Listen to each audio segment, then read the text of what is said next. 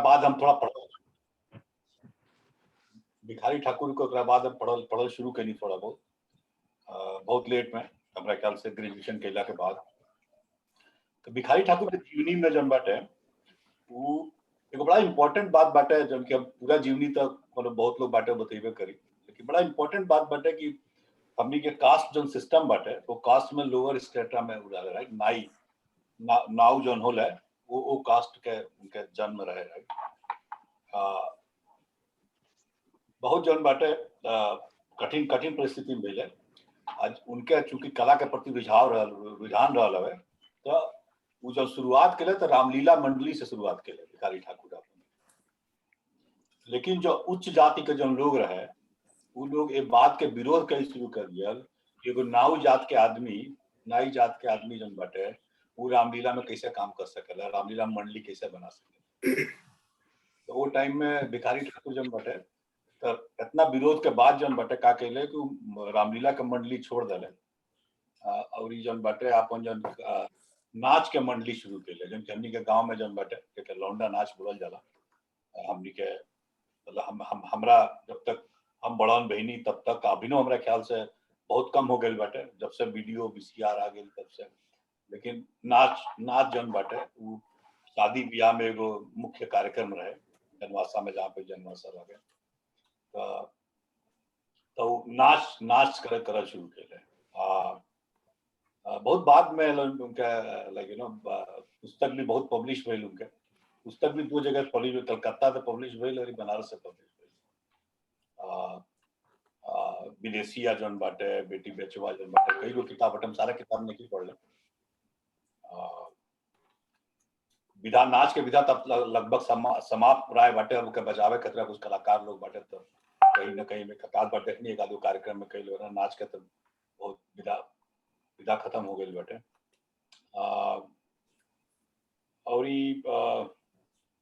और भिखारी ठाकुर के जब बोलल जाई कि विदेशिया में एक पता नहीं सबका पता बा कि नहीं पता बाटे कि विदेशिया जन मूवी बनल, फिल्म बनल, में जन गाना बाटे हंसी हंसी पनवा खियौले बेईमान बाटे, में उनके छोटा सा पार्ट बाटे विजुअल। वो गाना में अगर आप ध्यान से देखें जन बाटे तो उसमें भिखारी ठाकुर के एथी बाटे, भिखारी ठाकुर खुद अपीयर भइल बाटे। आई थिंक कि 4-5 सेकंड या 10 सेकंड खतरा अपीयर भइल होती। जहां तक योगदान के बाद बाटे तो बहुत बड़ा योगदान बाटे। वो योगदान के हमके जानकारी नहीं के पूरा, हमरा ख्याल से शाही जी या महेंद्र जी लोग ज्यादा बढ़िया बता पाइए भाव जी। तो अरुण जी हम आपको वापस करते नहीं, आप 2.5 शब्द बोल रहे, 2.5 मिनट। धन्यवाद नीरज जी। जैसन की होला कि भाई कलाकार लोग जौन बा तो कोनो भी महफिल के कोनो भी सभा के सजा देवेला, लेकिन वही में यदि कलाकार के साथ विद्वान लोग भी होके तो ओकर मतलब पूरा बढ़िया से जो कहल जाला सोना में सुहागा हो गई। तो संयोग से हमनी की साथे शाही जी बानी, वहाँ के बड़ा योगदान बाटे में माने भोजपुरी में, और यहाँ का लेखक हैं, विद्वान हैं, चिंतक हैं। काशी हिंदू विश्वविद्यालय में यहाँ का प्रोफेसर बानी हिंदी विभाग में। और सबसे बड़ा बात ये बा कि यहाँ का ओजा भोजपुरी अध्ययन केंद्र के स्थापना कैले बानी और ओकर संचालक बानी। तो सब जाने तनी हाथ जोड़ के ताली बजा के यहाँ के स्वागत कर जाओ। अब हम न्योता देता नहीं शाही जी के। शाही जी आई आप।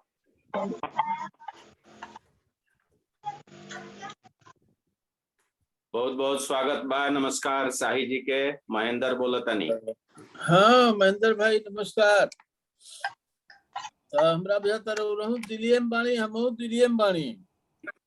अरे वाह, तो भेंट हो जाए तो आनंद आ जाए।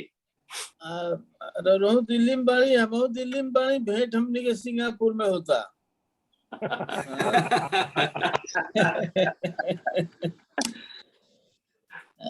चलिए बहुत धन्यवाद दीक्षित जी और चतुर्वेदी जी।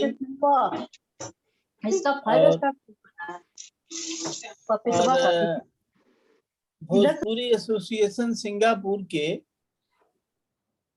आवाज मिल रहा बा ना हमार? जी जी बहुत बढ़िया। भोजपुरी एसोसिएशन सिंगापुर के जितना भी साथी लोग बालो सबके हम प्रणाम करतनी। और 2017 में जब सिंगापुर गए रहनी तो भोजपुरी एसोसिएशन के साथी लोग से मिले के मौका मिले रहे, तो उस सब इस समय हमके मन पड़ता। भिखारी ठाकुर के बारे में बतियावल जहाँ तो बहुत बात बा। एक गो नाटक पर एक घंटा बोलने के गुंजाइश बा। तो संक्षेप में हम ये कहल चाहतनी, जैसे केहू कहला जे भिखारी ठाकुर भोजपुरी के शेक्सपियर हमें, तो भिखारी ठाकुर हई हमें तो हऊ हमें। एगो हमरो प्रस्ताव बा भिखारी ठाकुर के बारे में। एगो लेख हम लिखले रहनी 1-2 साल पहले कि भिखारी ठाकुर एक ठो लोक विश्वविद्यालय है। आज जो जीवनी वो अपन लिखले बाना, एगो कविता में जीवनी उनका मिले ले, आप सब जानत हो खब। तो मैं अपने पढ़ाई लिखाई के बारे में वो बतौले बाना कि पढ़ाई लिखाई उनकर बहुत कम रहे। शुरू में तो पढ़ते ना रहना, बाद में जब नाटक उटक में रुचि भइल तो तनी सा औपचारिक शिक्षा उनके ना रहे। एक ठो बहुत विशेष बात हमारे भारतीय समाज में बा, और खास तौर से अंग्रेजन के अइला के बाद प्रवृत्ति तनी और बढ़ गई बा कि मानल जाला कि जेकरे लगे अक्षर ज्ञान बा, या जे यूनिवर्सिटी कॉलेज में या चाहे कोनो संस्था में पढ़ले बा, ओके तनी ढेर महत्व देवे के परंपरा हमरे समाज में बा। लेकिन ओकरे साथे साथे एक परंपरा बहुत जबरदस्त हमरे भारतीय समाज में मौजूद बा, जौन की लोक परंपरा के महत्व देला। और जैसे मान ली कि जे पढ़ले लिखले बा, किताब पढ़ले बा, तो किताबिया कुल जोने समय लिखल जाली वो समय तो मान ली कि ओमे कोनो सच्चाई रहला। लेकिन जैसे हमार समाज बदलता, जैसे समय बदलता, जैसे देश दुनिया बदलता, वही तरह जीवन के सच्चाई भी बदल रहल बा। किताबिया को लोग साथे साथे बदल ना पावी। तो एगो जौन अनुभव वाली परंपरा है, वो अनुभव वाली परंपरा किताबियन के, जैसे आजकल बात विकिपीडिया पर जाए जरूरत है, कोनो चीज गलत बात के वो आवला में सही जोड़ देला, अपडेट होत रहेला। तो जो हमरे यहाँ शास्त्र के परंपरा बा, वो शास्त्र के परंपरा के लोक में ऐसा ऋषि भइल बने जो के औपचारिक शिक्षा जिनके लगे नहीं थे, लेकिन जीवने जो जिनका खातिर विश्वविद्यालय बा, जीवन के वो अध्ययन के लिए बना। अब वो अध्ययन के माध्यम से उस शास्त्र के अपडेट करत चल रहा बा। एक और इसने मनीषी के नाम हमके याद आवता, जेकरे बारे में हमन के पढ़बो कर ले जा, पढ़ेबो कर ले जा कि वो पढ़ल लिखल ना रहे।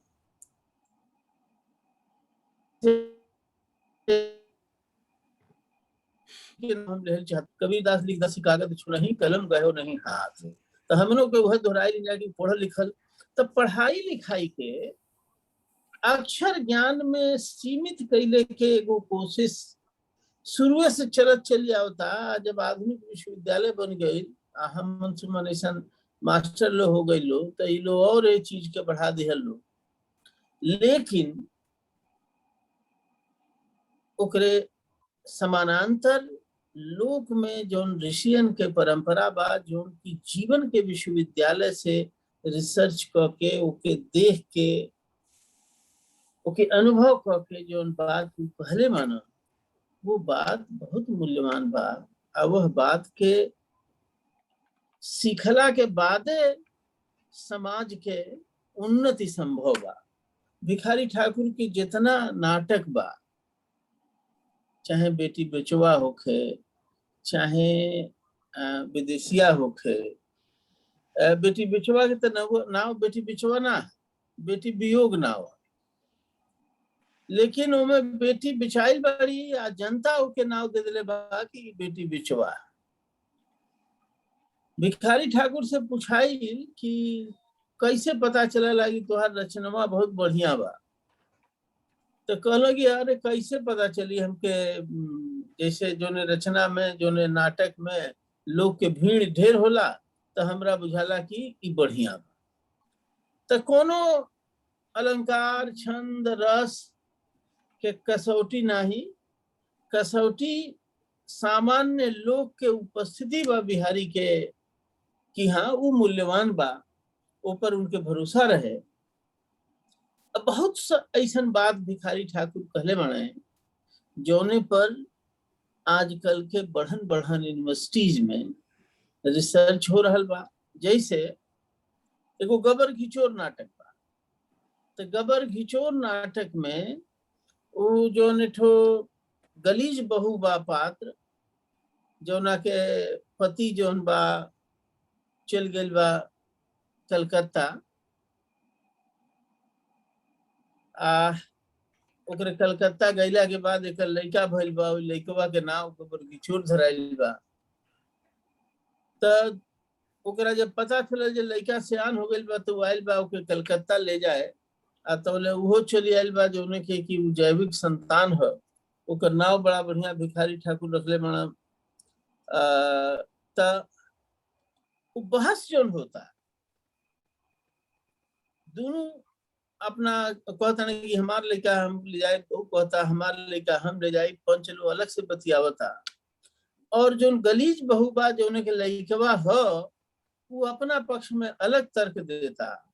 आयतनी पर देखी कि जो स्त्री विमर्श चल रहा बा या जोने में कोख के अधिकार के बात चल रहा बा, वो बात के भिखारी ठाकुर उस समय उठौले रहना, और उठौले नहीं रहना ओके बहुत मजबूती से वो नाटक पढ़े लायक बा। और वो नाटक के पढ़त के रोले एठो प्रेमचंद अद्भुत बा कि भिखारी ठाकुर के रोले पढ़त तो कबो कबीर मन पर है, कबो तुलसी मन पर है, कबो प्रेमचंद मन पर है। त जितना हमार मनीषी बना जौन की भारतीय समाज में जौन समय समय पर विकृति पैदा भइल बाड़ी सा, वो विकृति के आलोचना के लिए बने और के दूर करके भारतीय समाज के आगे बढ़ावला काम के लिए बना। वो सबके वाणी के अर्क हमरा भिखारी ठाकुर के कविता में लौकला। एगो बालक कहानी प्रेमचंद के बाद जौन कहानी बिल्कुल वैसे ही बा, उहे सवाल उठावल बा जौन सवाल गबर घिचोर कहानी में जौन बा भिखारी ठाकुर उठोले बना। जौन एक ठो आधुनिकता आयल हमरे समाज में, तो आधुनिकता के बहुत ऐसा चीज ऐली जौन की हम उपनिवेशवाद के छाया में पश्चिमी दुनिया में हम देखली या देख के चिढ़ा गईली, या में बहुत सारी चीज हम अनुकरण कर चल गई।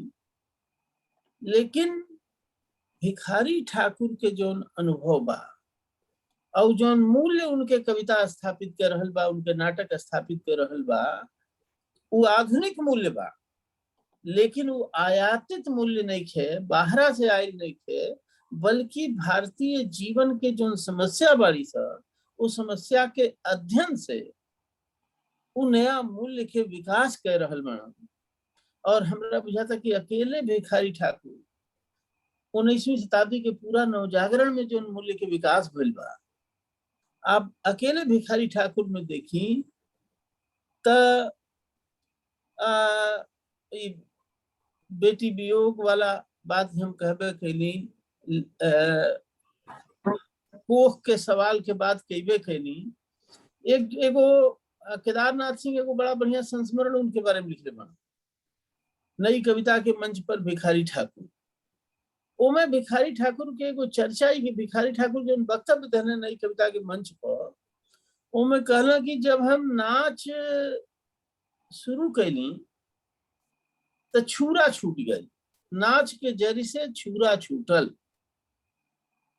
तो कला के एगो भूमिका के बारे में इस साधारण से वाक्य में भी कला के हमारे जीवन में का भूमिका बा, कविता के हमारे जीवन में का भूमिका बा, नाटक के हमारे जीवन में का भूमिका बा, साहित्य के हमारे जीवन में का भूमिका बा, कि जोन छुरा बा, जोन हथियार बा, जोन काटे वाली चीज बा, वो चीज हाथ से छूट जाता। कला के ई सामर्थ्य बा कि वो जोड़े वाला चीज के आगे ले आ रहल बा। तो केदार जी वो कविता भी लिख रहे भिखारी ठाकुर पर, बहुत सुंदर कविता बा। और सुशांत भी कहीं बाणे हमसे कहब कि ओकर भोजपुरी अनुवाद करस, केदार जी के कई कविता के भोजपुरी अनुवाद के बना। ओमे केदार जी कहले बना कि भिखारी ठाकुर के नाच के तान जोन बा वो राष्ट्रगान से मिलाला। तो एगो पूरा जो स्वाधीनता आंदोलन के भीतर से भारतीय समाज के आगे बढ़ाए के जो जरूरी बात रहे, वो एगो पूरा मूल्य विधान भिखारी ठाकुर अपने रचना में दे रहल बना। यही लिए हमके लगाला कि भिखारी ठाकुर लोक विश्वविद्यालय हैं, और कई बार विश्वविद्यालय के लोग बड़ा ये बात के गुमान करेला कि हम भिखारी ठाकुर को पढ़ाई ले। हमरा ही बुझाला कि भिखारी ठाकुर के पढ़ाई, लेकिन ई पढ़ावत के एहसान न करी कि हम भिखारी ठाकुर के पढ़ा रहल बा। भिखारी ठाकुर के लगे अगर जाइल चाहतनी तो विश्वविद्यालय के लोगन से हमार प्रार्थना बा, आज पढ़ल लिखल बा ओहू से हमार प्रार्थना बा, अपनों से ही प्रार्थना बा कि कबीरदास जो कहले बना कि कबीरा यह घर प्रेम का, खाला का घर ना, शीश उतारे भूई धरे तब पैसे घर मार। तब भिखारी ठाकुर के लगे यह गुमान में मत जाए कि हम यूनिवर्सिटी में बानी इनके पढ़ावत ना, भिखारी ठाकुर के लगे जाई तो इस सोच के जाई कि हम इनका लगे कुछ सीखे आयल बने। तो अगर हमार विश्वविद्यालय भिखारी ठाकुर से कुछ सीखल शुरू कर दे, तब विश्वविद्यालय के कायाकल्प हो जाई। अब विश्वविद्यालय सचहू समाज के कुछ सिखावे लायक हो जाई है सर। यही से हम ये मानी लें कि भिखारी ठाकुर एगो लोक विश्वविद्यालय हमें जिनसे बहुत कुछ सीखल जा सकेला। हमरा बुझाता कि इस समय में ऐसे ढेर समय लिहल बहुत बढ़िया बढ़िया लोग जुटल बालो। महेंद्र भाई के हम सुनल चाहता नहीं, तो आप सब हमके मौका देनी और संक्षेप में जो हमसे बुझाइल तो उन कह देनी। सिंगापुर भोजपुरी एसोसिएशन के सब साथी लोग के हम हृदय से धन्यवाद दे रहा बानी।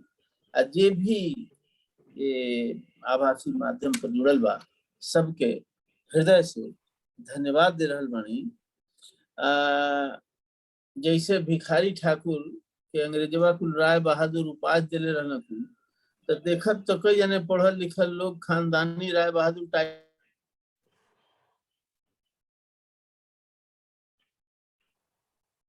भिखारी ठाकुर तो एक ठो मुकम्मल इंसान भिखारी ठाकुर रहे।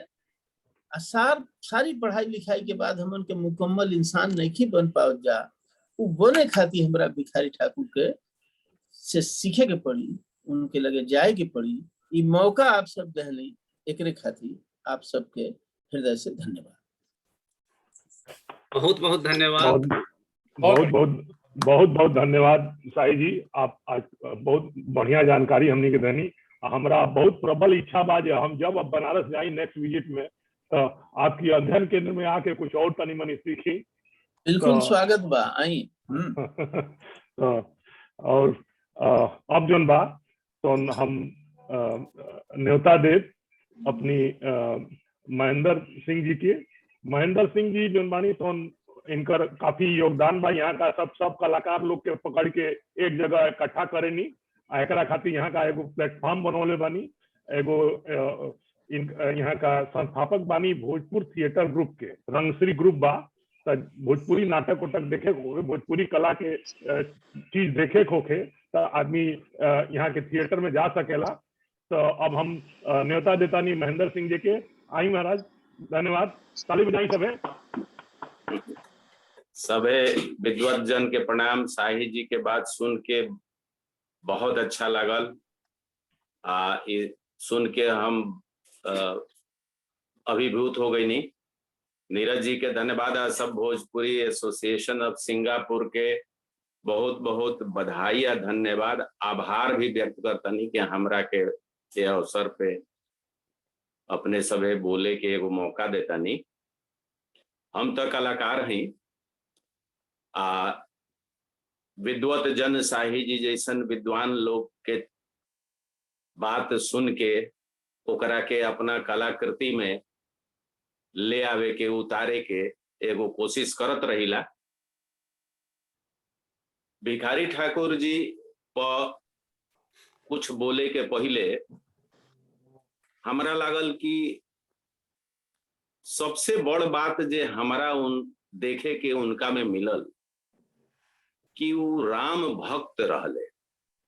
जैसे निराकार राम के उपासक कबीर रहले, वैसे ही साकार राम के उपासक भिखारी ठाकुर जी रहले। और जे अपना नाटक के शुरुआत जब भी वो करस तो राम के चरण वंदना के साथ राम के उपासना करे वाला के हृदय में जे भक्ति भाव रहल, वो भक्ति भाव सबके हृदय में राम के देखे वाला रहल। जैसे कि गोस्वामी तुलसीदास जी कहत रहे कि हाँ, सिया राम मैं सब जग जानिया करहूं प्रणाम जोरी जुग पानी। तो वो तरह से भिखारी ठाकुर भी वो चरम स्थिति पर पहुंच के राम के दर्शन लोक में करे के उनकरा अंदर क्षमता रहे। और आपन नाटकन में वो एक बार आपन नाटक बहार जो विदेशिया के नाम से लोग जानल, वो में वो चर्चा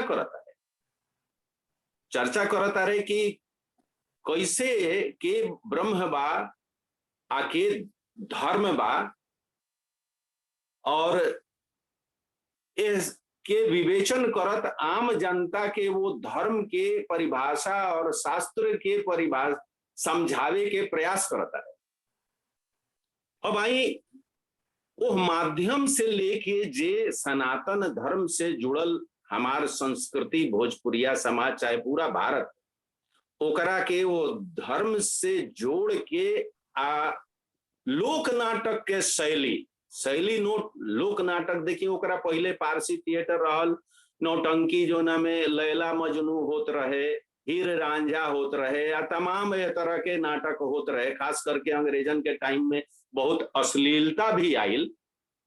वो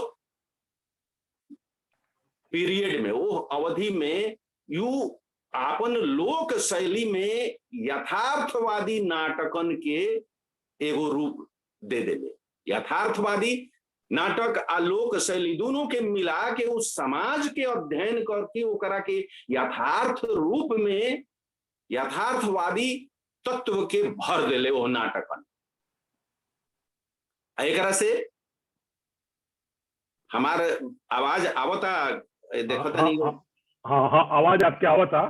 तो अब जन बा तो आपके बहुत बहुत धन्यवाद बा आपके इनपुट दे लेके। आपके हमनी के लगे वीडियो बा तो ओके वीडियो के चलावे जाता नहीं जाब समय के बा, ठीक ना? तो तनी में माफ करो, हमनी के समय के लिमिट बाटे, तो ओकरी बाद में परिचर्चा फिर कइल जाई। ठीक ना? ठीक बा, धन्यवाद। आपके वीडियो चलावल जाता अब तो हाँ, प्रकाश जी चलाइए वीडियो जी।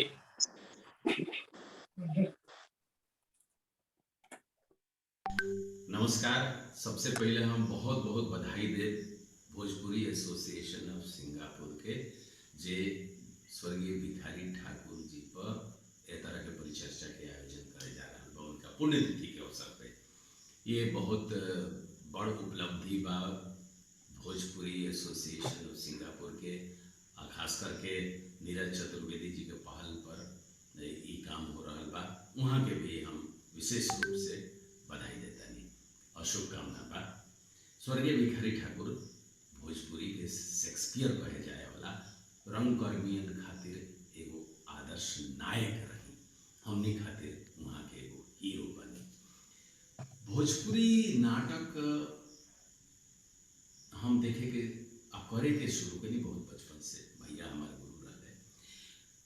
भिखारी ठाकुर जी के नाटक हमरा देखे के मौका मिलल। हम 8वां 9वां में पढ़त हो, विदेशिया पहले देख ले रही और ओकरा बाद एक बेटी बेचवा देख ले रही।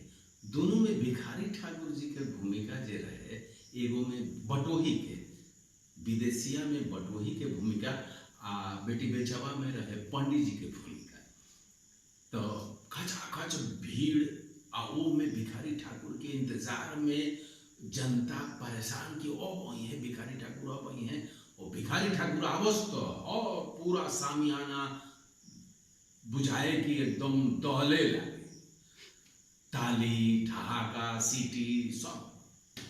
भिखारी ठाकुर के जे बटोही के रूप रहे वो आजो लगेला कि हम वही देखता। तो मंच पर आवस मिर्जई पहले धोती मुरेठा लाठी में गेठरी पहनले, ए बबुआ ढप ढप। तो जोकर रत रहे रंग बिरंग पैजामा कुर्ता पहनले, कहे कि का ए बाबा, ए बबुआ हम स्टेशन जाई, कौन राहवा स्टेशन जाई। तो विदु सब कही कि हई देखो तनी नुरा, हई देखो तनी नु देखी है, हाँ देखो और रात तो निमन बा ई ना जाई। लोग ठाका मारी, अरे बर्दे जो जाई तो ना बताओ। अच्छा सुन, होई होई देखो तनी नु होई रा, हाँ इहो ना जाई, पूरे मर्द लेके जो जाई बताओ ना, तब वो सही राह बताई। फिर बातचीत शुरू हुई, संवाद शुरू हुई, अतना कैजुअल, अतना सरलता से बुझाई कि सांचे ही बुढ़ऊ जाता रहे कलकत्ता और गांव के आदमी गदगद, अतना आनंद ली कि एक वो संवाद, एक वो एक्शन पर ठाका होत रही, अतना उनका अभिनय में पकड़ रहे आओ निर्देशन में कि कब के का बोली पूछी है। आहो कलकत्ता के कतना मसूल बा, तो 30 रुपया ए बाबा, 30 रुपया हाथा ना बढ़ गई। तो दाम नहीं देखो सब चीज के बढ़ल बा, अरे दूरे मर दे अधेली सूखा बढ़ेला कि एक दहाना के दहाना बढ़ जाला टिकस। ए तरह से व्यंग करस कि माने 10 टाइम्स टिकट के रेट बढ़ जाता। आगे बात कि ए बबुआ कौन सुनल का, हम कहता नहीं रे ला तू कहता र टिकस। तो बोले ये बाबा टिका साबा काटाई तबे नु रेलावा में घुस चढ़ब। काहे बाबू टिकसबे पर बैठा के रेलावा में 10 रुपया लगा। इस तरह के इनोसेंट एगो देहाती जेकरा कुछो मालूम नहीं खे, अद्भुत प्रस्तुति होके ओकर असर बहुत सुंदर, बल्कि श्रृंगार से हास्य और हास्य के बाद करुण और फिर हास्य, एक तरह के रस के अतना मिश्रण रहे कि रस में पूरा दर्शक डूब जा, सराबोर हो जा। ये ताकत, ये शक्ति रहे वो महान कलाकार के। वैसा ही व्यंग करे के शक्ति रहे। बेटी बेचवा में जे बेटी बेचे के प्रथा में समाज के सर्वश्रेष्ठ वर्ण ब्राह्मण समाज के जो भूमिका होता है, दलाली लेवे के ये खुलेआम व्यंग करेले। और अगर बेटी बेचे के प्रथा बंद हो गई तो ओकरा खातिर श्रेय स्वर्गीय भिखारी ठाकुर के चाहिए। अगर सती प्रथा राजा राम मोहन राय के चलते बंद भइल तो बेटी बेचे के प्रथा अगर बंद हुई तो स्वर्गीय भिखारी ठाकुर के चलते बंद हुई। वो महान समाज सुधारक खाली रंगकर्मी ना कि हम प्रणाम करतानी आप पुनः ये आयोजक लोग के हार्दिक शुभकामना। नमस्कार। बहुत बहुत धन्यवाद, बहुत बहुत धन्यवाद। बहुत बढ़िया जानकारी बहुत मिलल बढ़िया, हो। एकदम बहुत बहुत धन्यवाद। समय हम देखा था नहीं कि बहुत कम बा। अगर आगे बोले के अवधि होके तो बोली 1-2 मिनट और हम। हाँ बोलिए। अच्छा, हाँ बोलिए। हिंदी नाटक जे राष्ट्रीय नाट्य विद्यालय अगर हमनी के महान कलाकार के परंपरा और भोजपुरी नाट्य परंपरा पर ध्यान केंद्रित करके जेकि हिंदी के अनुषंगिक भाषा आजो लोग कहला भोजपुरी के भाषा बहुत लोग नहीं के मानत, वही घड़ी ना मानत रहे, तो उहे मान के कि भोजपुरी के अनुषंगिक भाषा बा आ भोजपुरी आई उनका से हम सिखनी। आजो हमनी के वो चीज के वो सूत्र मान के चलीला कि अगर नाटक के लोकप्रिय बनावे के बाद तो कम से कम खर्च में ज्यादा से ज्यादा समाज के प्रसंग ली और समाज के लोग के बात मंच पर रखी ताकि लोग ओकरा से आत्मिक रूप से जुड़ सके। ये सूत्र वहां के दिन और ये हमार संस्कृति के प्रचार प्रसार और ओकरा के सुदृढ़ करे खातिर ये बहुत जरूरी बा। बजाय कि 50-50 लाख 25-25 लाख के बजट एगो नाटक पर करतानी, हेमलेट आ शेक्सपियर और के अलग अलग नाटक आ बड़ सोफोक्लीज, ब्रेख्त और बर्नार्ड शॉ के नाटक पर हम 25 लाख खर्च करतानी। ई 50,000 में 20,000 में वो तरह के नाटक हो सकता आ खूब बढ़िया हो सकता। हमनियों के आज करता नहीं जाए। तो यही शब्द से हम सुने के चाहब गोप जी के, अखिलेश जी के जे गायक लोग बा। धन्यवाद, बहुत बहुत धन्यवाद आपके। धन्यवाद, बहुत बहुत आभार। अब हमने का सुनल जाई रामेश्वर गोप जी के। रामेश्वर गोप जी जो हुए तो लोकगीत कलाकार हुए छपरा से, और उनके लोग एकदम माने उनकर आवाज जन बा जब एकदम खींच के गाँव तब बुझाला जैसे कि भोजपुरी के पावर हाउस हुए। तो अब उनका एगो गाना सुनल जाई। तो प्रकाश जी हाँ प्रस्तुत करिए गोप जी के।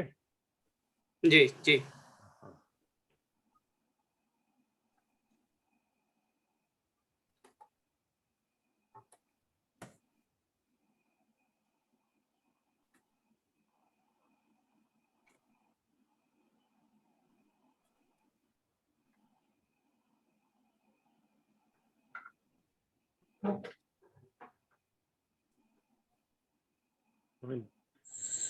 आवेला आषाढ़ मास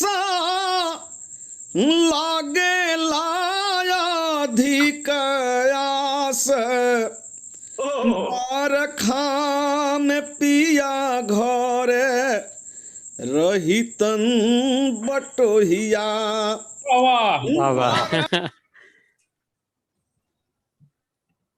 अरे प्रकाश जी, तन बटोहिया पिया ते बुनिया में राखी लेते दुनिया में। पिया ते बुनिया में राखी लेते दुनिया में।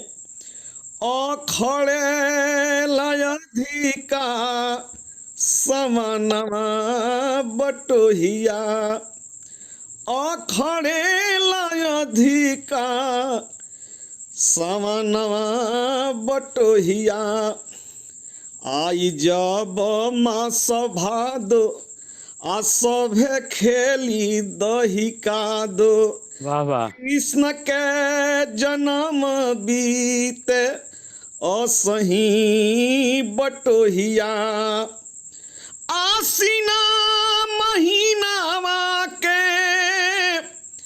काला घाम दीनावा के लुकावा समानवा बुझाला हो बटोहिया लुकावा समानवा बुझाला हो बटोहिया चढ़ी बैसाख जब आ लगन पहुँची तब जेठवा दबाई हमें हेठवा बटोहिया कि मंगल करी कलोल घरे घरे बाजी ढोल कहत भिखारी खोज पिया के बटोहिया।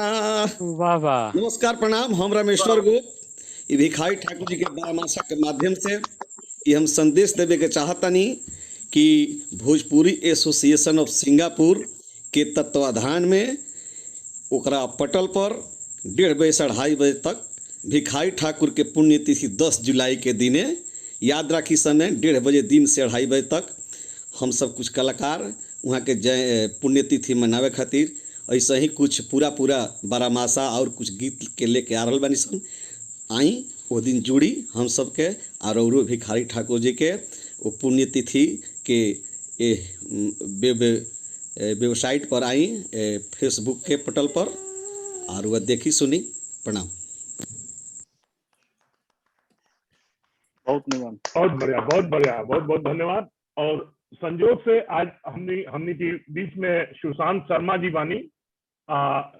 सुशांत जी के परिचय के जरूरत नहीं थे, एक बार एक गो गाना ऐसा यहाँ का बनौनी के ओकरी बाद से इनकर चर्चा पूरा उन्हें पूरा फैल गई बा। हमरा बुझा था काफी लोग सुनले हुई गाना। यहाँ के वो लोकगीत बाटे लोहे के टंगुलिया। तो आज चूंकि हमनी के विषय बाटे भिखारी ठाकुर पर, तो आज तो नहीं लेकिन यहाँ से जरूर कभी सुनल जाई हमनी का लोहे के टंगुलिया। बड़ा बढ़िया, बड़ा मार्मिक गीत बाऊ। तो अब उनकर वीडियो चलावल जाई और बाद में हमनी के जब टाइम रही तो उनकी साथ बात भी कर जाई। तो प्रकाश जी जी सुशांत जी कल चलाई वीडियो जी।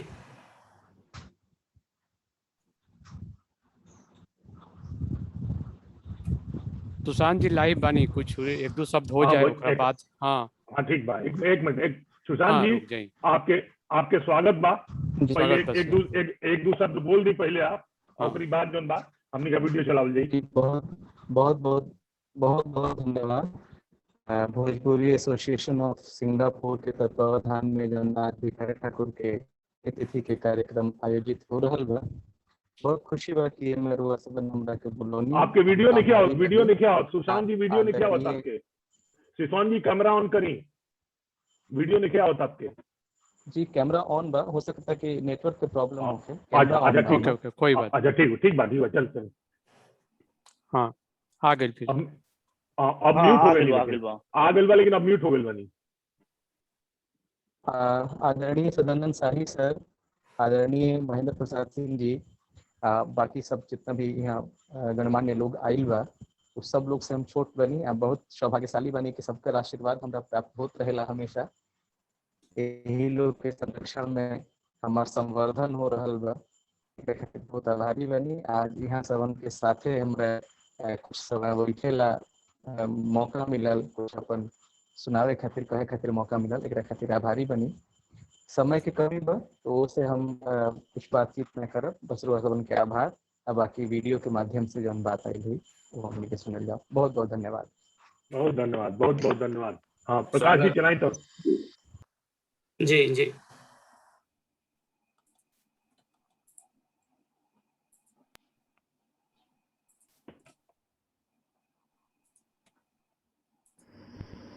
नमस्कार।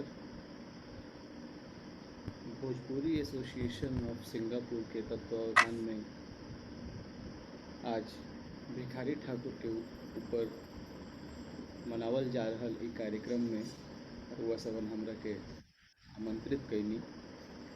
एक खातिर हम बहुत शुक्रगुजार बनी रुआ सबन के। विशेष रूप से हम कृतज्ञ बानी ये पैनल में जे उपस्थित बा सब हमार गुरु जैसन बा। आदरणीय श्री रामचंद्र गुप्त जी, गुरुवर प्रोफेसर सदानंद शाही सर, श्री महेंद्र प्रसाद सिंह जी, श्री मनोज भावुक जी, और भी ये टीम से जुड़ल जितना भी लोग बा सबके के हम नमस्कार करतनी, यथा योग्य प्रणाम करतनी। ऐसन विद्वान वक्ता लोगन के रुआ बोलौले बानी रुआ सबन कि हमनी के कहे खातिर कोनो अवकाश नहीं खे, बल्कि हमनी के दायित्व ई बा कि वहाँ लोग के हमनी के ध्यान से सुनी आ सुन के कुछ सीखी।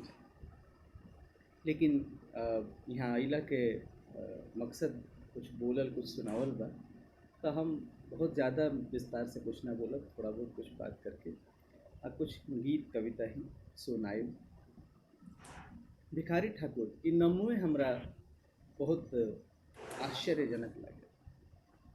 का संयोग बा, भिखारी और ठाकुर, एक तरफ भिखारी दूसरा तरफ ठाकुर, ये दो शब्द में भिखारी ठाकुर के पूरा व्यक्तित्व आकृतित्व जन्मा ओकरा के समाहित कइल जा सकत। भिखारी कौना नाते भिखारी एकरा कहल जाला जेकरा लगे कुछ ना होखे, तो जन्मजात वहाँ के कुछ ना मिलल रहे, परंपरा से वहाँ के कोनो ऐसन विरासत में कुछ मिलल होके ऐसन कोनो बात ना रहे। ना वहाँ के घर में केहू पढ़ल लिखल रहे, ना कोनो बहुत बड़का कलाकार के घर में वहाँ के पैदा भइनी, बल्कि वहाँ के जना जाति में पैदा भइनी वो जाति भी सामान्य रूप से निम्न मानल जात रहे। अभियो तथाकथित रूप से ओकरा के निम्न जाति कहल जाला। वो का कहल जा ओकरा के कि एकदम से हाथ में कुछो ना होखे, अभाव के वातावरण में पैदा भइनी भिखारी ठाकुर। लेकिन मन में भगवान जौन साधना के बीज देले रहलन, जौन साहित्य के अंकुर देले रहलन, वो पल्लवित पुष्पित हो चल गई। आज हमने के भोजपुरी के आधुनिक भोजपुरी के अगर सबसे बड़ कवि के रूप में केहू के देखल जाला तो भिखारी ठाकुर खाली कवि ना बल्कि एगो नाटककार, एगो कलाकार, अपना आप में एगो समग्र संपूर्ण समर्थ कलाकार बाड़न, एगो समग्र संपूर्ण समर्थ व्यक्तित्व बाड़न भिखारी ठाकुर। नमन बा ऐसन पुरुषा के। आज भिखारी ठाकुर के जब हमने के याद करत तनी सा, कबो उनकर जन्म तिथि, कबो उनकर पुण्यतिथि, कबो अन्य अवसर निकाल करके भिखारी ठाकुर पर चर्चा परिचर्चा हमेशा हो रहल बा। का आवश्यकता बा ए पर विद्वान वक्ता लोग तो अपन बात कहबे करी, लेकिन हमरा जौन बुझाता आज के भोजपुरी में दू गो धड़ा हो गई बा। एगो धड़ा बा जौन की अकादमिक रूप से भोजपुरी के लेके चल रहल बा, वो भोजपुरी में स्तरीय लेखन के आग्रही बा। आ दूसर का तरफ जौन धड़ा बटे वो भोजपुरी के बस एंटरटेनमेंट तक सीमित मानेला। अब यही में एगो बात देखी सब हो का रहल बा भोजपुरी के साथे कि जे ओकरा के स्तरीय बनावे के कोशिश कर रहल बा, जे चाहता कि भोजपुरी के संवर्धन होके, वो भोजपुरी के मूल जौन भाषिक विन्यास बा, मूल जौन ओकर स्वरूप बा, वो स्वरूप से अलग प्रयोग कर रहल बा। हिंदी कविता जैसन मुक्त छंद में कविता लिखा रहल बा, बहुत सारा विषय पर लिखा रहल बा, समसामयिक विषय पर लिखा रहल बा। ये बहुत नीमन बा। लेकिन हमने के ऊपर से जन एगो तमगा लाग गइल बा कि भोजपुरी अश्लील भाषा है, तमगा मिटते नहीं के चाहे जितना प्रयास हो। काहे एकरा के समझे के पड़ी। एकरा में जौन सबसे बड़का चीज़ बुझाता वो ई है कि जौन अश्लील चाहे खराब बा, जो नीमन नहीं है, वो सबसे ज़्यादा कैमरा के सामने बा और सबसे ज़्यादा इंटरटेनिंग बा। हमने की जौन अकादमिक रूप से कविता कहानी कर रहल बानी सन, वो उतना इंटरटेनिंग नहीं है। ओकरा के जे पढ़ी समझी बूझी बुनी उहे जानी ऊपर मरम। लेकिन वो जौन हमने के ऑडियो वीडियो चारों तरफ छिटाइल बा, वो केहू बुझली। अब केहू के अब बियाह शादी में केहू जाई तो ओकरा स्तरीय कविता पढ़ के आ ओकर पारायण तो नहीं करी, ओकरा नाचे गावे खातिर कुछ चाहिए जे वो अपन नाचो गाओ। भोजपुरी के लोक धारा में हमेशा से ये चीज़ रहल बा। भोजपुरी में एंटरटेनमेंट आ गहन स्तरीय काव्य ये दोनों अलग अलग नहीं खेल।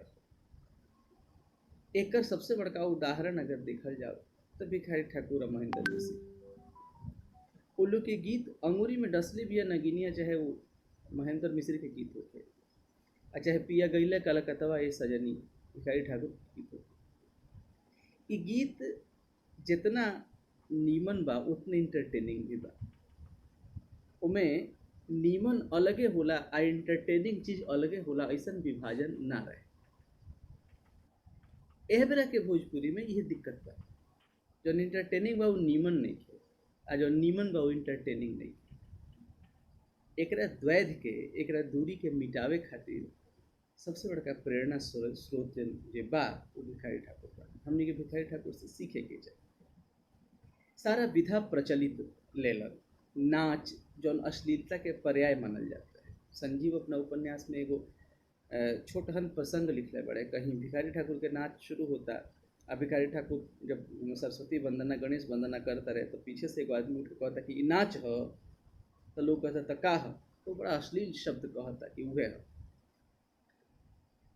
एक मतलब का बा, एक मतलब ई बा कि नाच के लिए कि ओहू बेरा कोनो बहुत नीमन बहुत आध्यात्मिक ओकरा स्वरूप के बारे में केहू भ्रांति ना रहे। नाच ओहू बेरा निम्ने मानल जाए, लेकिन वही नाच के माध्यम से भिखारी ठाकुर नया नया मुद्दा लेके, गबरघिचोर जैसन सेंसिटिव मुद्दा लेके आ वही शिल्प में वहाँ के ओकरा के पिरो देनी आ पिरो देला के बाद से देखी कि क्रांतिकारी परिवर्तन भइल, क्रांतिकारी काम हो गए। वही नाच के माध्यम से वहाँ के देश सेवा के। तो हमनी के काहे नहीं सीखल कि हमनी के लगे शिल्प के कमी नहीं कि हमनी के मुक्त छंद लिखला के बहुत गरज नहीं। हमनी के हिंदी कविता से या दूसरा कविता से बहुत पठबाजी करके शिल्प ढूंढला के जरूरत नहीं, बल्कि हमनी के जरूरत का बा, हमनी के जरूरत बा कि जब हमनी के प्रचलित शिल्प बा वही शिल्प में नया भाव बोध भर दे। अगर वो प्रचलित शिल्प में जन की जन जन के जुबान पर आजो बा वो चल जाई नया भाव बोल, तो फिर से ऊपर के प्रचारित प्रसारित करे के कोनो झमेला ना रहे। लेकिन देखिए भाषा खाली भाषा ना हो, भाषा के संगे संस्कृति के पक्ष जुड़ल। जब वो विधा सब खत्म होता, वो चैती कजरी ठुमरी आ जौन भी लोक विधा बा वो सब विधा जब खत्म होता तो ओकरा संगे संस्कृति के एगो अंश मर जाता। तो भोजपुरी के उत्थान खाली भोजपुरी भाषा के उत्थान से ना हो आ खाली भोजपुरी में नया नया विषय ले आके मुक्त छंद की कविता लिख देला से ना हो, बल्कि भोजपुरी के उत्थान के मतलब होला जगह भिखारी ठाकुर समग्र रूप से भोजपुरी के कवि रहन, समग्र रूप से व्यक्तित्व पढ़न। वैसे ही भोजपुरी में भी जरा काम करे के हो, समग्रता में काम करे के हो। और भोजपुरी शिल्प भी बचावे के पड़ी, वो कजरी भी बचावे के पड़ी, वो चैती भी बचावे के पड़ी, वो बिरहा भी बचावे के पड़ी, वो लोक धुन भी बचावे के पड़ी, वो लोक छंद भी बचावे। एगो छंद ककहरा एगो पैटर्न होता रहे, क से लेके ज्ञ तक हर एक अक्षर से एगो कविता एगो कोनो छंद चुन लिया है।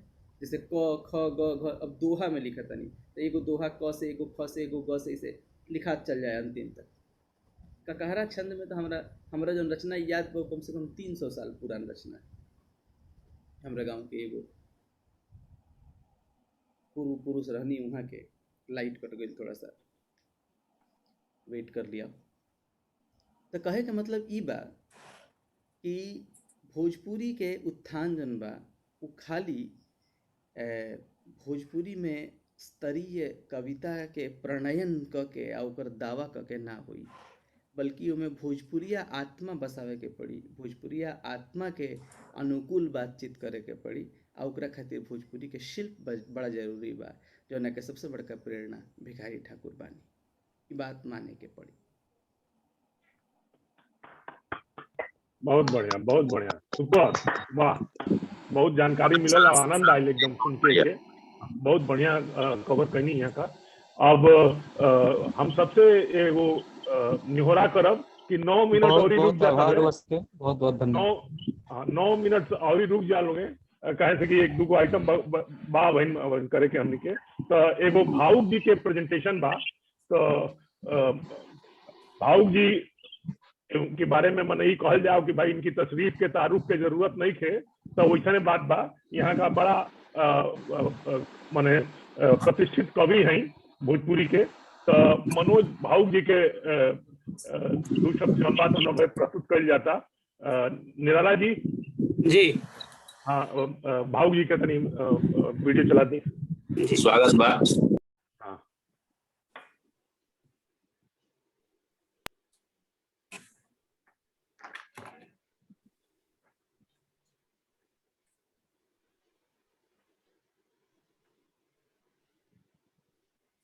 नमस्कार, हम मनोज भावुक रउआ सबके स्वागत करतानी, अभिनंदन करतानी। और भोजपुरी के महान नाटककार भिखारी ठाकुर जी पर कुछ बात कहे के अवसर मिलल बा। हालांकि हम कोशिश करब कि 10 के लाइव रही, लेकिन लगातार टूर में बानी, अभी बिहार में बानी, कल छत्तीसगढ़ में रहे, तो थोड़ा सा मुश्किल बुझाता। ऐसे अपन उद्गार यहाँ हम व्यक्त करतनी। रउआ सब जानतनी कि भिखारी ठाकुर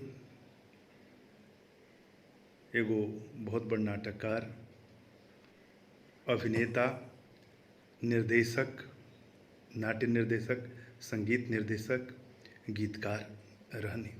आ ओहू से बढ़ के जौन वहाँ के रोल रहे वो एगो नव जागरण के पुरोधा के रूप में, एगो समाज सुधारक के रूप में हमनी के देखे नहीं जा।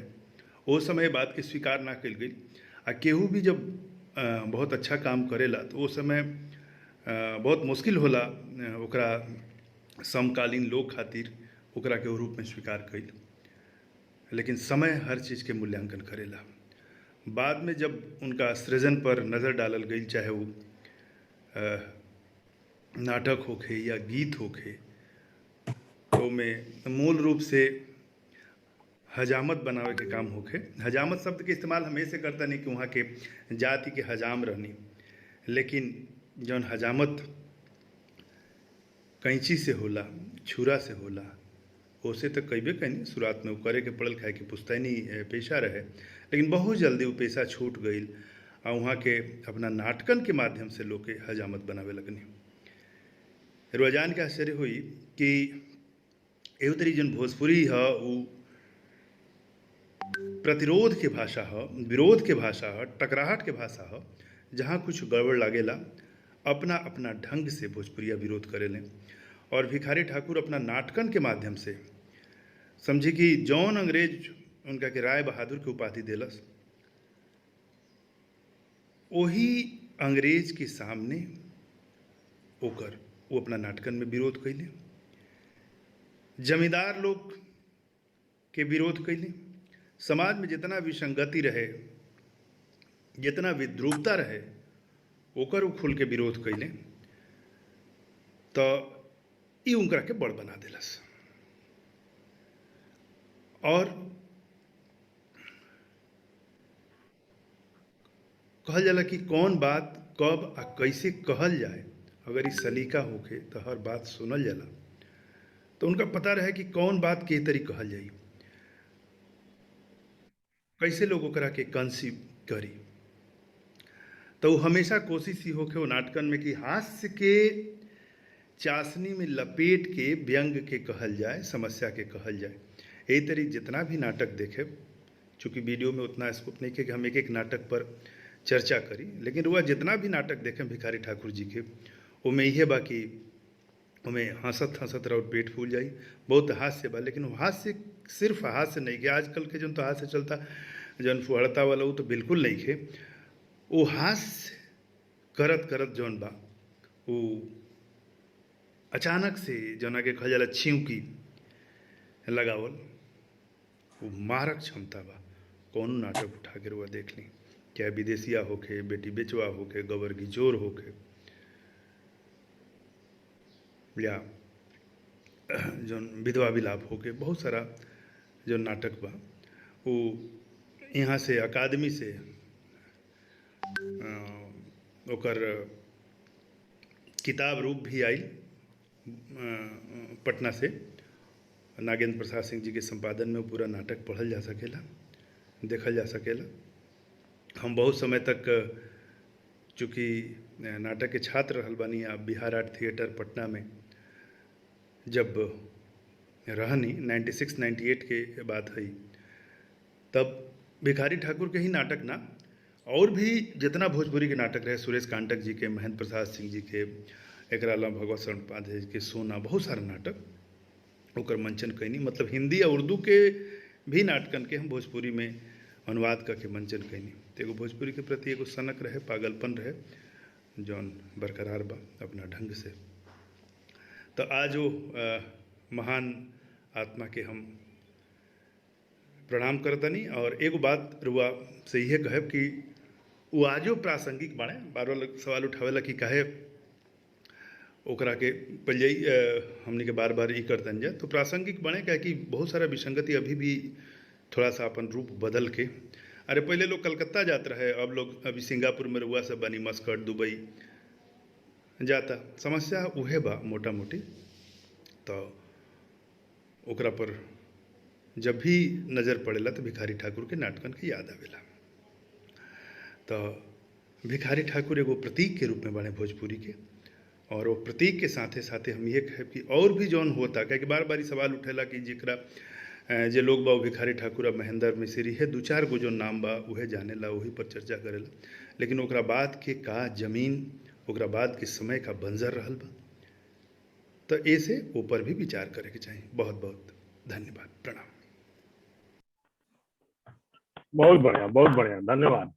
अब जौन बा तो हम न्योता देव अपनी भोजपुरी एसोसिएशन ऑफ सिंगापुर के एगो प्रेमी युगल बा, जे कि प्रेमी जोड़ा बा, जे संजोग से पति पत्नी भी हो।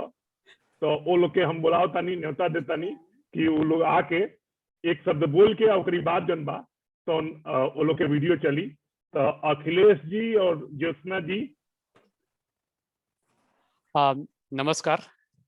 नमस्कार। तू तो बहुत सौभाग्य के मौका बा कि ऐसा ऐसा महारथी लोग के बीच में हमू अपन कुछ ट्राई कैले बनी जा, पति पत्नी मिल के जोड़ा लगाइए के कैले बनी जा। ऐसे हमार घर आ रहा है, दोनों आदमी आ रही के ही जा, आसे पास के ही जा, लेकिन लव मैरिज ना है, अरेंज मैरिज है, और आस पास के ही बनी जा हमनी के। हाँ, और सब कई के सुननी जा। हमारा लागत रहे कि अब ये देख के लागत है कि भिखारी ठाकुर जी बेटी बेचवा समाज के देख के कि बेटी बेचवा ना दे के बेटा बेचवा बनावल चाहत रहे उनका, कि समाज से बेटी बेचवा के तो हटा देले, लेकिन बेटा बेचवा रह गई बा लोग। तो आगे हमनी के शपथ ली जा कि धीरे धीरे करके वो के समाज से हटाई जा, अपना भोजपुरी समाज से। ठीक बा, अपने को हम निराला जी वीडियो चालू कर दी। जी जी।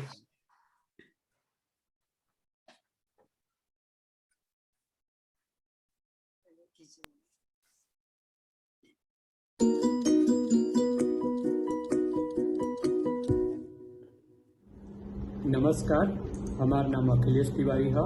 हमारा नाम ज्योत्सना तिवारी। हमनी के रउआ सभे के बीच में भिखारी ठाकुर जी के पुण्यतिथि पर उनकर एक गाना प्रस्तुत करतनी जा।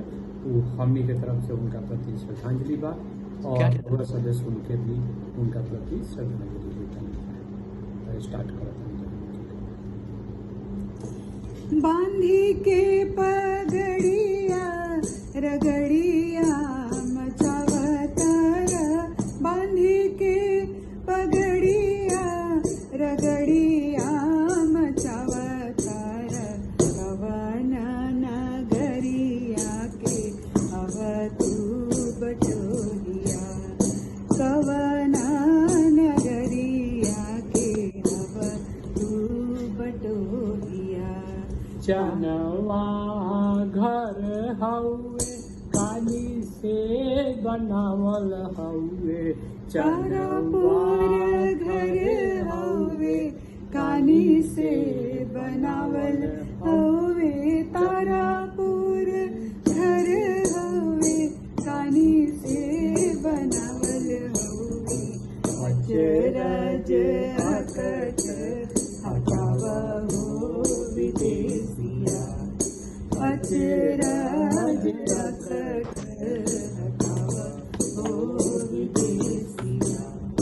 तोहरा जननवा के असरा लगल काटे आसरा लगल बाटे कब आई के देवदर सनवा विदेसिया कब आई के देवदर सनवा विदेसिया छोड़ी कर घरवा के बाहरी सरवा के छोड़ी कर घरवा के छोड़ी कर घरवा के बाहरी सरवा के जल बिना मछली के हलिया विदेसिया जल बिन मछली के हलिया विदेसिया मथवा के बरवा भवरवा समन बाटे मथवा के बरवा भवरवा समन बाटे अमुहवा दीपकवा बरतवा विदेसिया मोहवा दीपकवा बरतवा विदेसिया सुनी कर कनवा में बुनी कर मनवा में सुनी कर कनवा में सुनी कर कनवा में सुनी कर कनवा में बुनी कर मनवा में कहत भिखारी घरे चली जा विदेसिया कहत भिखारी घरे चली जा विदेसिया। धन्यवाद। वाह वाह वाह वाह, बहुत बढ़िया, बहुत बढ़िया, बहुत सुंदर, बढ़िया। बहुत अखिलेश सुंदर। जुगल जोड़ी बनल रहे, ऐसा ही गावत रहे, अलग जगावत रहे। एकदम बहुत आनंद आ गई, बहुत बढ़िया प्रस्तुति और बहुत बहुत धन्यवाद बधाई, धन्यवाद। बहुत बहुत बधाई। ये प्रेमी युगल के जो संजोग से पति पत्नी भी है। तो अब जो बा हमने का एकदम सब टाइम से बनी जा। हालांकि तनी 5 मिनट के केहू के कोनो क्वेश्चन होके, केहू के कोनो प्रश्न होके, केहू के पूछे के होके कुछ प्रश्न तो पूछ सकेला। ए बेरा हमनी के साथे सदानंद शाही जी बानी, महेंद्र जी बानी, तो और ई सुशांत जी भी बाने। तो केहू का कुछ पूछे के होके वैसे हमरो तनी मनी आवेला, हमो से पूछल जा सकेला। तो एगो सवाल हमार बाटे जौन बाटे कि खासकर महेंद्र जी से, शाही जी से, कि जब हमनी के नाच के विधा रहला गांव में, तो शादी ब्याह में नाच होके जौन बाटे, ओकर का भविष्य बाटे, कहीं पे जिंदा बाटे, कहीं पे जिंदा रखे के प्रयास बाटे, का विधा के जौन बाटे? देखिए, सबसे बड़ बात बा कि पहले नाच बा नाटक जब भी होत रहे वो ब्याह शादी में ज्यादा होत रहे, वही से आजीविका चलत रहे। समृद्ध लोग भिखारी ठाकुर जैसन नाच मंडली के चाहे जो बढ़िया प्रस्तुत करे वाला रहे टीम, जैसे कि सिलखन के टीम रहे, बबन के रहे, रामायण के रहे, चाई ओझा के रहे, ये लोग के टीम बहुत पॉपुलर रहे। भिखारी ठाकुर के समकालीन एकरा के कहीं बीच में टूट के या ओसे निकलल लोग थोड़ा दूर तक चलल। भिखारी ठाकुर के देहांत के बाद भी टीम चलत रहे। रामायण के टीम हम समझता नहीं कि 77-80 तक हम देखले बानी उनकर प्रस्तुति, सन 1980 तक। और वो करत रहन खास करके श्रवण कुमार पर बहुत बढ़िया नाटक करता, तो वह परंपरा रहे, लोक शैली रहे। अब जे बड़ा बड़ा लोग रहे, समृद्ध लोग रहे, वो 5 सितारा होटल में शहर में शिफ्ट कर गई, तो शहर में भी शादी करता। उनका लोग के कम्युनिटी या दोस्त मंडली सब शहर में आ गई। जे गाँव में आवता, गाँव में करता, तो ऑर्केस्ट्रा भा सस्ता सुविधा में जे तिलक दहेज मान ली कम ले ले या कम खर्च कर चाहता, तो वो वीडियो चला देता। तो यह सबसे का भइल के जे पूर्णकालिक रूप में नाच मंडली रही सा, जे साल भर वही से ओकर काम चल जात रहे, वो ओकेजनल हो गई। लगन में वो आके नाटक करता, भा नाच करता। अभ्यास के कमी हो गई, अभ्यास के कमी भइल तो ओकर क्वालिटी डिटोरिएट कर गई, आ क्वालिटी डिटोरिएट कर गई तो और भी जोन बाँचल खुचल रहे लोग के, आ लोग कला जे प्रेमी रहे, जे वो नाटक के वो नाच के देखे जात रहे, ओकरा देखे के बहुत चीज मिल गई। दूरदर्शन पर वो देखता, पूरा दुनिया के कला के प्रस्तुति देखता, तो वो समीक्षा करे लागल कि ना भाई ये लोग के कुछ बुझात नहीं के, करे नहीं के आवत, तो वो अनपॉपुलर हो चल, ओकर लोकप्रियता घटत चल। तब वही बा एका दुका लोग बा करते बा, लेकिन वह बा कि खेती के टाइम हुई तो खेती लोग करी, वही में कहियो प्रोग्राम हो गई तो 4 दिन प्रैक्टिस करी।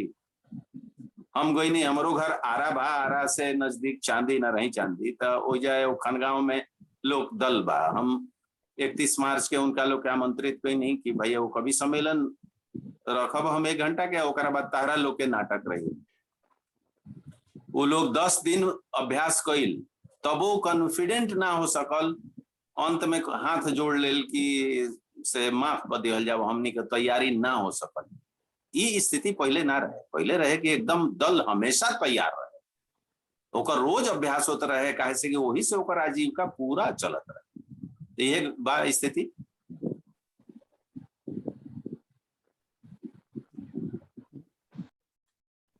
हम हाथ उठेले का नहीं, हमारे एगो सवाल बा, हाँ, मौका है। हाँ सौरभ जी। कुल मिला जो के नमस्कार बा सबके। कुल मिला जो के यह बात बा कि हर आदमी चाहेला कि हमार आर्थिक स्थिति सुधरे, और आर्थिक स्थिति सुधारला के आजकल के ये सवाल बा कि लोग बाहर निकले, पढ़ाई करे, इंजीनियर बने, डॉक्टर बने, राइट। तो ये समय जो लोक गीत और अपन जो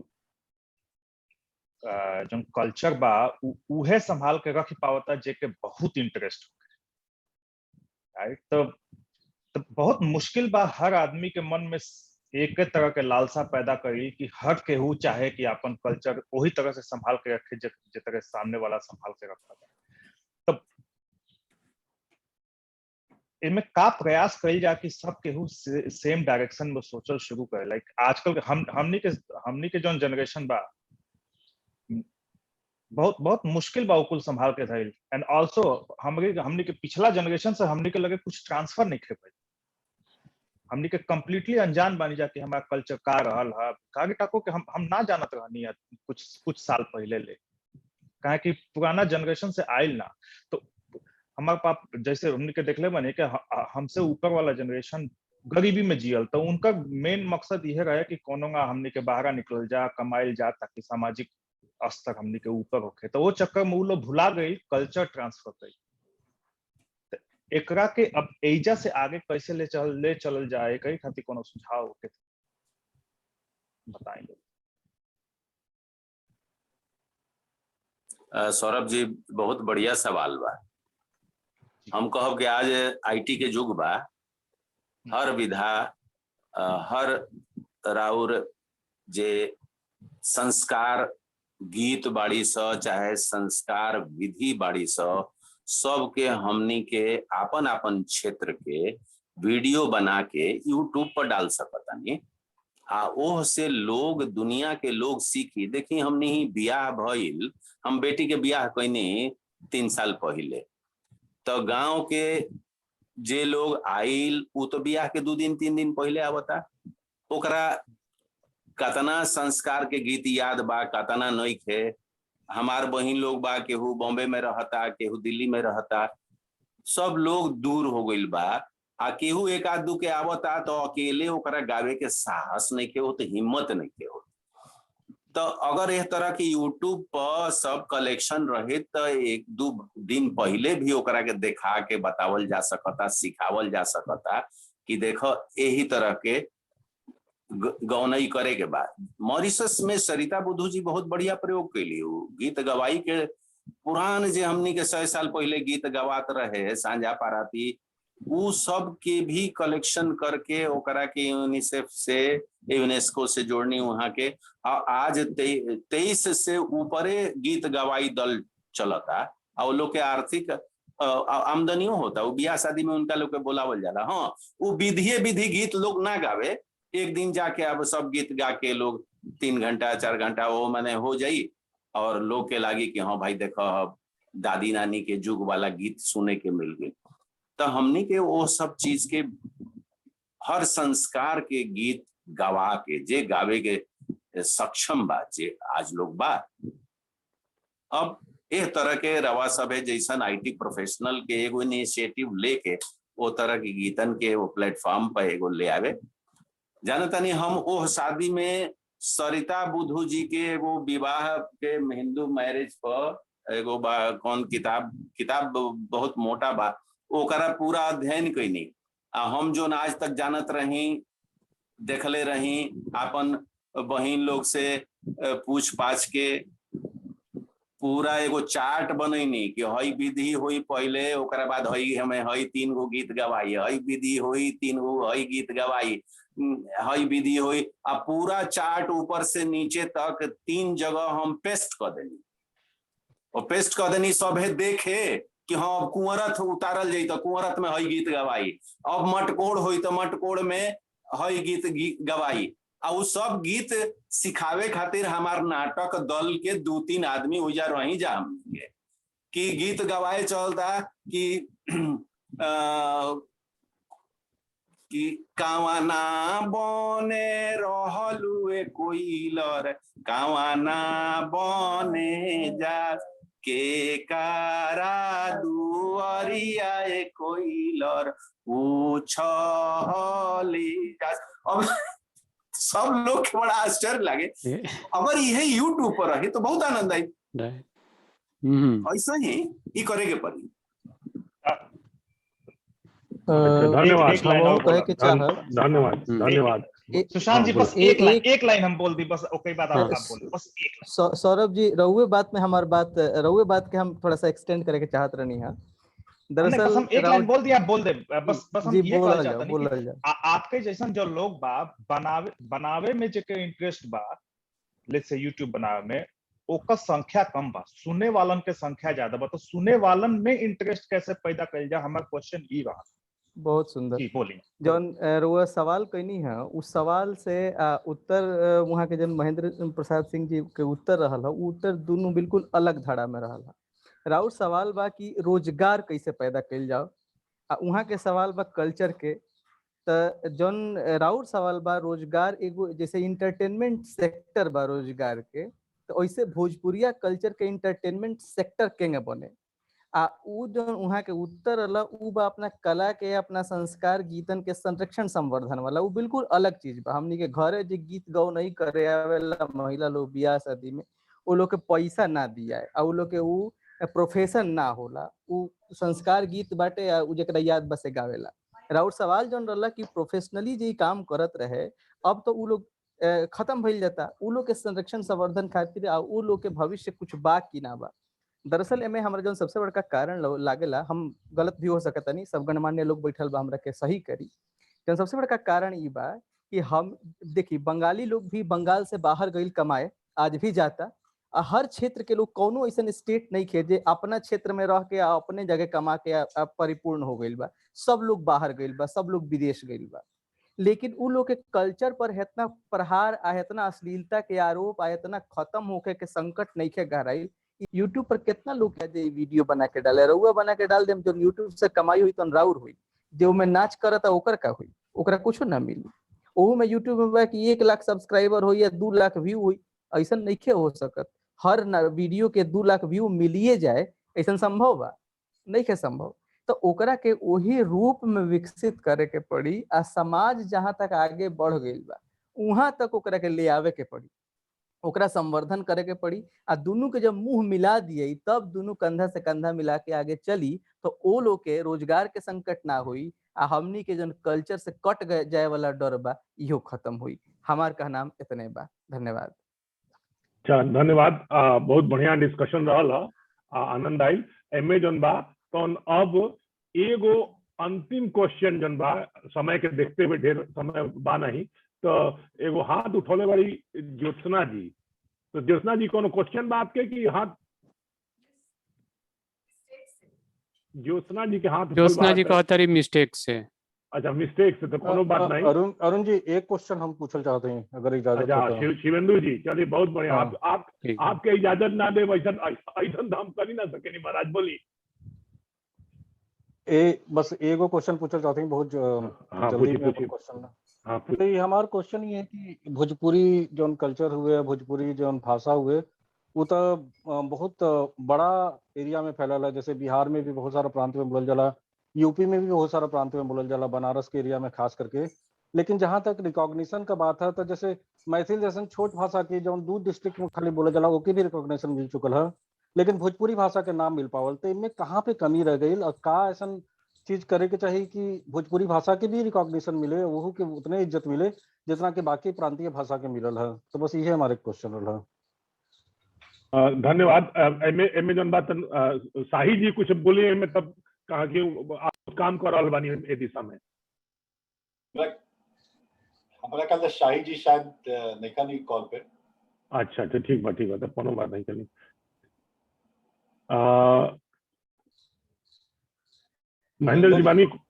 महेंद्र जी आपके कुछ बात पर इनपुट।